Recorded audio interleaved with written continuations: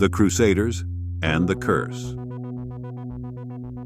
In the heart of Egypt, under the pale light of a crescent moon, a group of weary crusaders made camp amidst the ruins of an ancient temple.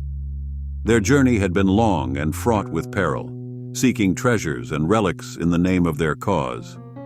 The air was thick with the scent of desert winds and ancient dust, a whispering promise of the forgotten and the hidden.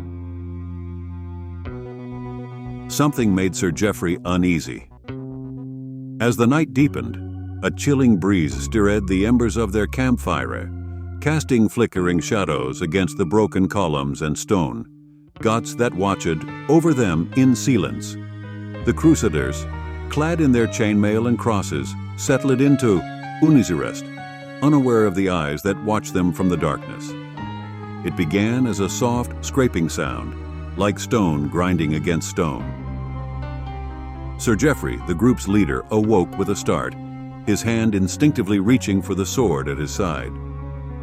His eyes searched the shadows, but saw nothing beyond the dim light of the dying fire. The sound grew louder, more insistent, as if something were clawing its way out of the earth itself. The men gathered, forming a protective circle, their weapons drawn and faces etched with fear. From the depths of the temple ruins, a figure emerged, wrapped in the tattered remnants of ancient linens. Its eyes glowed with an unnatural light, piercing the darkness with hatred and malice.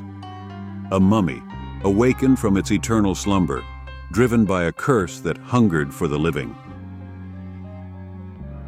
The Crusaders stood frozen in terror, their beliefs and bravado faltering in the face of this unearthly foe.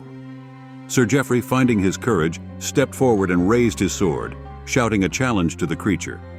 With a hiss, the mummy charged, moving with a speed that belied its decrepit appearance. The battle was fierce and desperate. Swords clashed against the hardened wrappings of the mummy, sparks flying into the night. But for every step the Crusaders took, the mummy seemed to draw on some dark, inexhaustible strength. One by one, the men fell, their screams echoing into the emptiness of the desert. In the end, Sir Geoffrey stood alone, his comrades fallen around him, their blood staining the ancient sands. With a final defiant cry, he charged, knowing his end was near.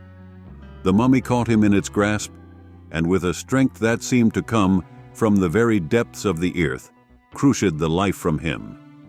As the first light of dawn touched the horizon, the mummy returned to the shadows of the temple, its curse fulfilled. The desert reclaimed its silence, the ruins standing as a solemn witness to the night's horrors. The Crusaders were no more, their quest ended not by the sword of an enemy, but by the wrath of the ancient past. And so, the legend of the cursed temple spread, a tale of greed and hubris of men who sought to plunder the sacred, only to find themselves prey to the guardians of the dead. The desert kept its secrets, and the mummy, its eternal sentinel, waited in the darkness for the next foolhardy soul to disturb its slumber.